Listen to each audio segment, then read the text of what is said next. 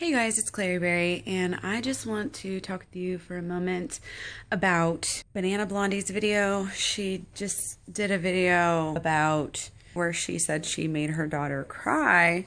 Really got me thinking, like, what am I waiting for? Especially as my kids are kind of slow to join my side. My kids also really enjoy the vegan food, and I've warned them, you know, that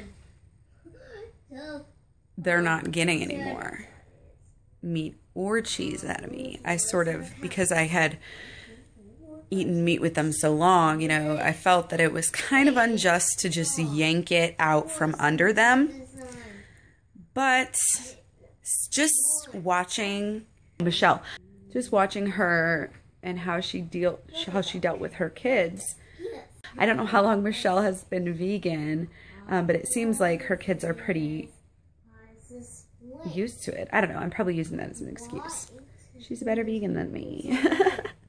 But I am aspiring to that, and I want to make those changes. And I also know there's a lot of people that still are out there like cooking meat for their kids, and I haven't done that. The only times I do it is out to eat, which is horrible. And also I still pay for school lunches, so I'm a hypocrite. And this is, I had somebody comment, YOU, I love her and her channel, and she's always so nice enough to comment on my channel. She was saying, like, you know, the thing about you, Claire, is that you haven't ever been hard on yourself. You know, you realize that it's a transition. And I got that from Sasha from Rice and Raw. A lot of. I remember watching her saying that over and over, and it really resonated with me because I made so many mistakes. So many mistakes. I mean, a complete failure. I ate meat at least 3 times after I supposedly went vegan, very, very early on. Although I was calling myself a vegan, you know, I was still like messing up regularly. And just little things like that, or little slip-ups here and there, and those just slowly started to fade away. And I didn't say, oh, this is so hard, I'm just gonna throw in the towel, because I kept on learning, and I kept on, and I felt the effects that it was so amazing, you know, despite. And actually those times that I messed up actually ended up helping me to not make those mistakes in the future.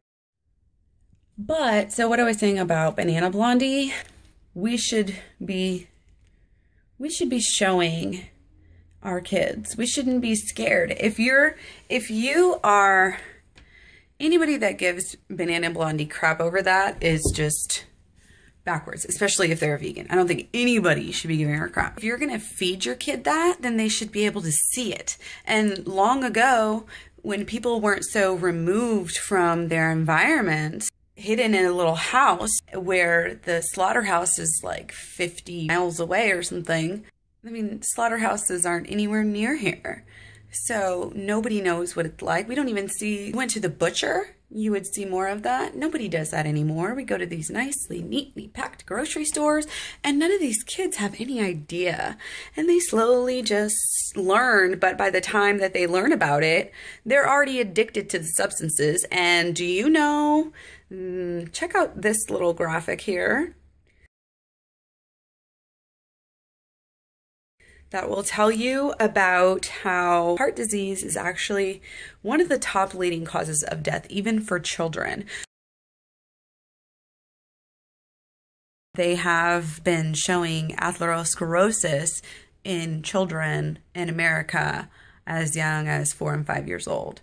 So that's really, really disturbing, because that is not congenital heart disease. That is, you know, that's clogged arteries and all of that. So it's amazing how accurate the science is now. I mean, they can take the blood of people when they eat a lot of fat, and it's like, shit, it's like, it's fat. I mean, it's like, it's amazing that people don't understand this. So yeah, I definitely agree that we should be showing our kids, you know, maybe not Earthlings movie right away, but yeah, YouTube clips are a great place to start. Quick little movies, even pictures, I think, are probably a good way to start too.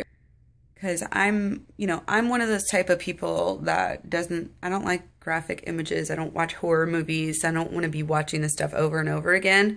And I think that you should definitely wait till an age where the kid is actually going to remember it. So I would say, 6 and above, maybe you can start showing them, just like I'm sure Hayes is about that age. And I think it's really, really responsible. I think Michelle is absolutely amazing mother and, citizen of the earth. And we all should try to be like her. And what this life is all about in the whole process, everybody knows becoming conscious. We're all reading Eckhart Tolle. We're all like, having this ideals, but the problem is getting it to match with your life. And that can take years and years and years. And that's why I don't get mad at myself. That's why it's a process. You have to understand that. And you do not want to be doing the same things you were doing 10 years ago necessarily. It just disturbs me when people don't care to look inward enough to admit that it's their problem. And we do this with a lot of things. I mean, pollution in general, it's not a secret that it's all tied together, but we just don't want to admit it to ourselves that we are the problem. But every single person has to look inward first, and then and only then are they able to judge others. And when I say judge others, like everybody passes judgment. It's a well-known fact. And we also judge every little thing, and we should be good judges. We want our children to be good judges of character, of, how they're going to cross the street, when they're, what they're going to do with their lives. We want discernment to be, center of, their lives. Think before you act, blah, blah, blah, blah, blah. I mean, that's all I ever say. So we really need to not only show our kids that we're doing that we're evolving, that we're giving up old habits and not just blinding ourselves. And she said it exactly right. Michelle said, I don't want my kids to grow up with blinders on. And, we as adults in this country need to take off our blinders. And that includes to everything, not just animal products. That it's everything. I mean, when you actually realize the amount of, layers, there's layers and layers and layers of systemic injustice in this society, in our whole entire world. And we have to start somewhere. And by taking those blinders off, you're just saying you're not going to take it anymore. You're not going to live with it. And that's why peace is always the highest principle. Peace. Everybody talks about nonviolence. We don't want to focus on nonviolence. We want to focus on peace.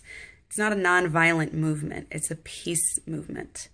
And this peace starts with ourselves. Everybody knows that. You can't have a good relationship unless you're feeling at peace with yourself.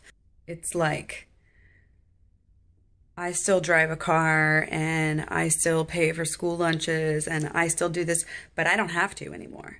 Now that I know that and it's about excuses. It's about knowing on one side, and it's about, can I do this on the other side? And, everybody, will make excuses as to why they're doing something.